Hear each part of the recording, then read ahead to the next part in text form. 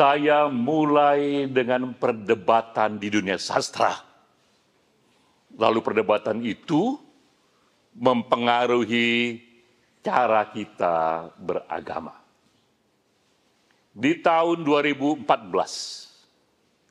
BBC memberitakan bahwa saat itu buku puisi Jalaluddin Rumi menjadi buku sastra paling populer di Amerika Serikat. Buku itu paling laris dibeli melampaui buku-buku sastra bahkan yang ditulis oleh para sastrawan paling terkemuka dunia barat sekalipun. Itu berita yang lumayan menyentak karena mengapa bisa seperti ini? Saat itu Amerika dipenuhi sentimen negatif kepada dunia Islam. Tapi mengapa dalam konteks sosial ini sebuah buku puisi dari Rumi, penyair Muslim, bahkan 800 tahun yang lalu hidupnya itu, meninggalnya itu, bisa begitu populer. Terjadilah perdebatan di dunia sastra antara pemikir, budayawan, filsuf, terutama antara dua orang ini. Pertama yang bernama Coleman Barks. Ia seorang penyair, penerjemah. 30 tahun ia dedikasikan hidupnya mempelajari Rumi dan menerjemahkan Rumi di dunia barat sana. Ia sangat terkenal sekali karena karya-karya yang diterjemahkannya itulah yang mendunia, dikutip di sana dan di sini. Lalu kedua ada seorang profesor bernama Obid Safi. Ia ahli filsafat dan agama, terutama Islam, mengajar di Amerika Serikat, tapi dia dari Iran. Dia pun memahami Rumi bahkan dari bahasa aslinya Persia. Nah, ini perdebatannya. Kata Obid Safi, Rumi menjadi terkenal di dunia barat karena Coleman Barks intervensi. Ia tak tampilkan Rumi apa adanya, tapi ia lepaskan itu formalisme Islam di balik Rumi. Ia keluarkan Rumi dari kungkungan agama Islam, ia keluarkan Rumi dari tradisi Islam. Akibatnya Rumi yang tampil di dunia barat itu adalah Rumi yang mengalami universalisasi. Akibatnya Rumi di dunia barat bisa sampai kepada masyarakat universal melampaui sekat-sekat agama. Obid Safi mengkritik Coleman Barks, tapi justru banyak yang membela. Bukankah memang seperti itulah cara kita seharusnya beragama di dunia sekarang? Karena kita membawa pesan dari masa silam kepada telinga dunia modern. Akibatnya memang kita harus kerjakan universalisasi. Agar pesannya sampai ke telinga modern yang didominasi oleh hak asasi manusia, yang didominasi oleh ilmu pengetahuan, yang multi teologi. Di perdebatan ini melahirkan sebuah gagasan dan renungan. Kira-kira ada pro dan kontra di sana, namun ini pesan utamanya, kita sebaiknya menjadi agen budaya yang secara sengaja melakukan universalisasi pesan agama. Dengan cara itulah, maka pencerahan dan berkah dari agama Islam, agama Buddha, Kristen, dan Hindu misalnya, pun bisa dirasakan berkahnya, bisa dilakukan oleh mereka yang tidak menganut agama itu, bahkan oleh mereka yang tidak percaya pada agama itu. Universalisasi pesan agama. Dan terjadi lagi ini untuk kasus agama Buddha.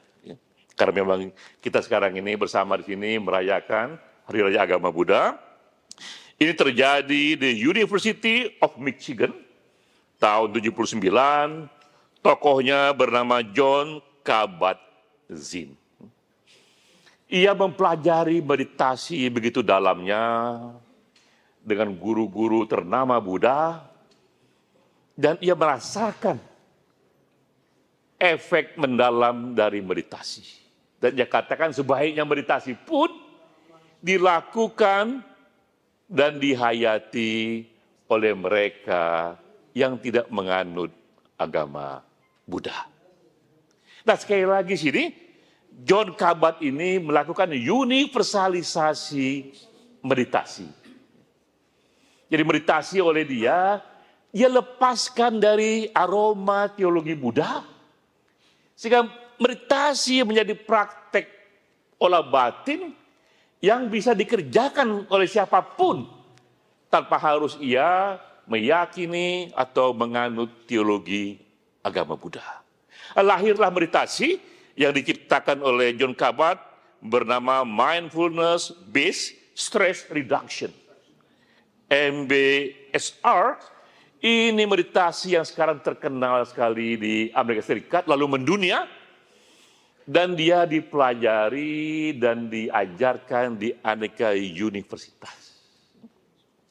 Malah meditasi ini oleh John Kabat-Zinn dia lengkapi dengan riset-riset ilmu pengetahuan, termasuk juga neuroscience di sana, sehingga siapapun bisa melakukan meditasi, siapapun bisa merasakan berkah dari meditasi yang asalnya dari agama Buddha, dan ia yang tak meyakini agama Buddha pun memperoleh berkahnya dan melakukan yang tadi Coleman Barth lakukan, universalisasi pesan agama.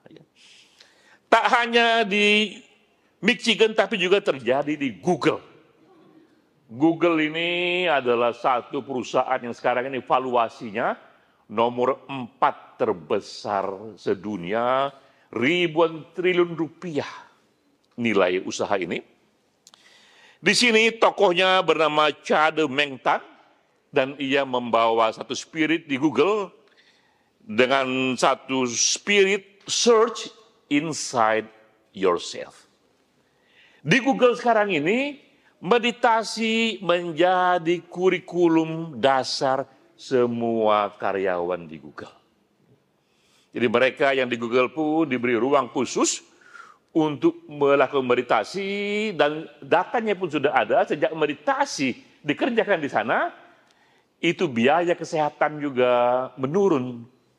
Kosnya itu kadang orang-orang berkurang, stresnya bertambah, relaksasinya. Dan Google pun kemudian memulai itu dan diikuti banyak pusat-pusat besar lainnya. Meditasi masuk ke kantor. Kultur perusahaan pun mengerjakan meditasi, tapi sekali lagi meditasi yang diajarkan di sini sudah terlepas dari teologi agama Buddha. Ini teologi, orang bilang ini meditasi yang disekulerkan. Atau sekali lagi ini meditasi yang mengalami universalisasi. Ada 3 contoh yang real yang ada di zaman modern. Tadi dari Coleman Barth, dari John Kabat-Zinn, dari Chade Meng Tan. Dengan caranya sendiri mereka menjadi aktivis yang melakukan universalisasi pesan agama. Karena mereka meyakini sebaiknya pencerahan di satu agama, berkah di satu agama juga bisa dirasakan oleh mereka yang tak menganut agama itu, bahkan tak percaya teologi dari agama itu. Karena bukankah para nabi pada dasarnya memberikan pesan yang universal melampaui sekat-sekat agama. Maka ini ada 4 strategi yang dikerjakan bagi siapapun para aktivis yang tergerak untuk melakukan universalisasi pesan agama. Prinsip pertama adalah pesan itu dipisahkan dari teologi identitas asal pesan itu. Tadi seperti Rumi dilepaskan dari kungkungan Islamnya, meditasi dilepaskan dari teologi Buddhanya, Tapi tetap saja itu adalah Islam, tetap saja itu adalah Buddha, namun tidak lagi dibahasakan dengan kosakata-kosakata teologi identitas. Dia dibuat universal dengan dia dipersiapkan memang untuk masyarakat yang multi teologi. Jadi itu prinsip pertamanya adalah melepaskan itu dari simbol-simbol teologi identitas. Kedua, di zaman ini pesan universal itu harus selaras pula dengan hak asasi manusia. Suka atau tidak suka, puncak peradaban sudah sampai di sana. Para pemikir dari dulu sampai sekarang digabung menjadi satu, lahirlah itu prinsip hak asasi manusia di mana setiap orang dibolehkan memilih agamanya sendiri, setiap orang dibolehkan memilih lifestyle-nya sendiri, karena itu urusan dia dan Tuhannya. Tak ada perantara di sana. Tak ada negara, tak ada pendeta, tak ada ulama yang boleh mempertarai itu, karena itu tanggung jawab dia langsung kepada Sang Pemberi hidup.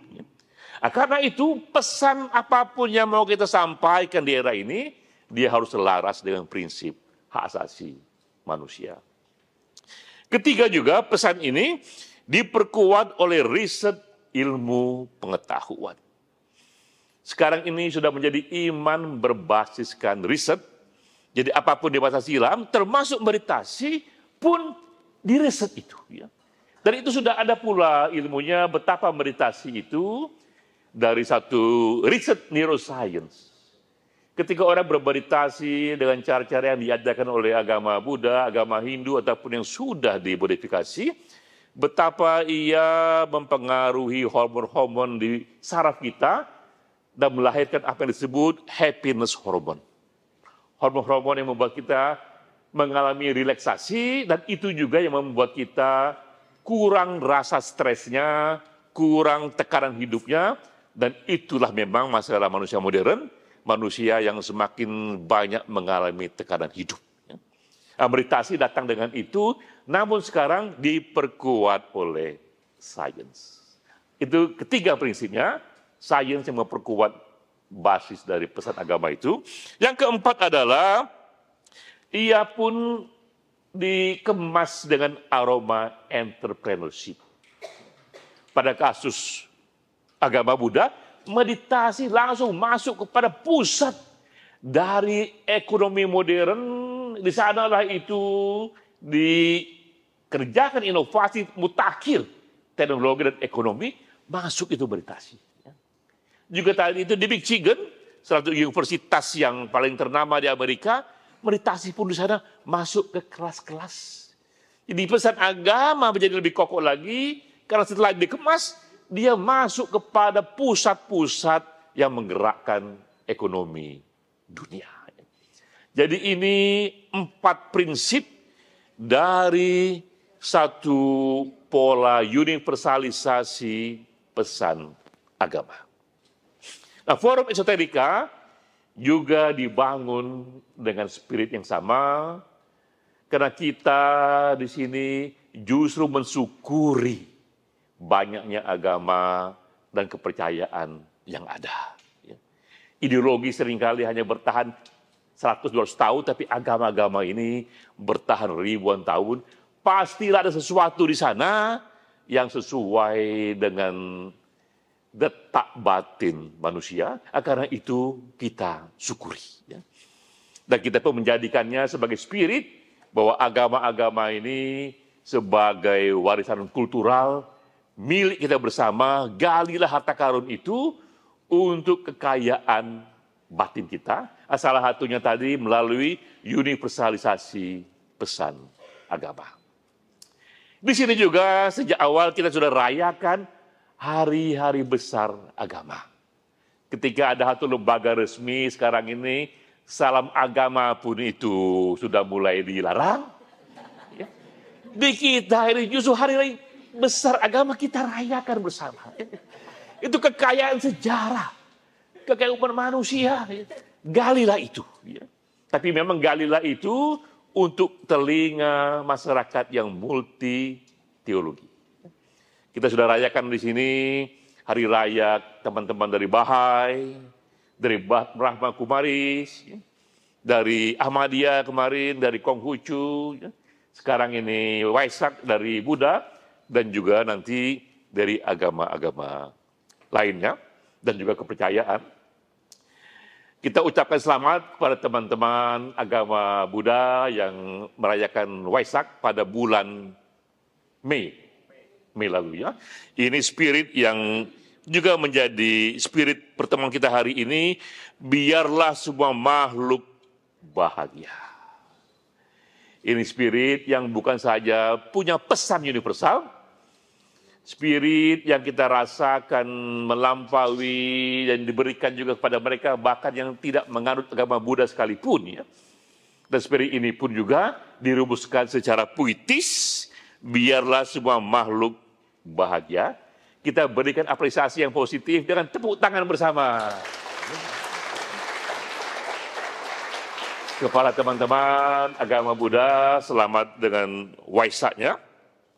Dan seruan ini, biarlah semua makhluk bahagia, sekali lagi membuat kita merenung bahwa kita kembali ke kita.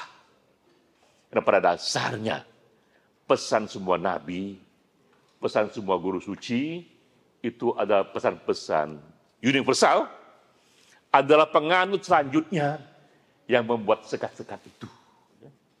Penganut selanjutnya yang membuat batas-batas itu dan homo sapiens yang satu ingin dipisah-pisahkan.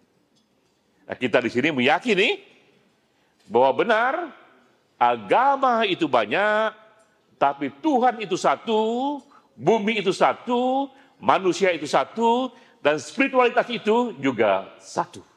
Wassalamualaikum warahmatullahi wabarakatuh.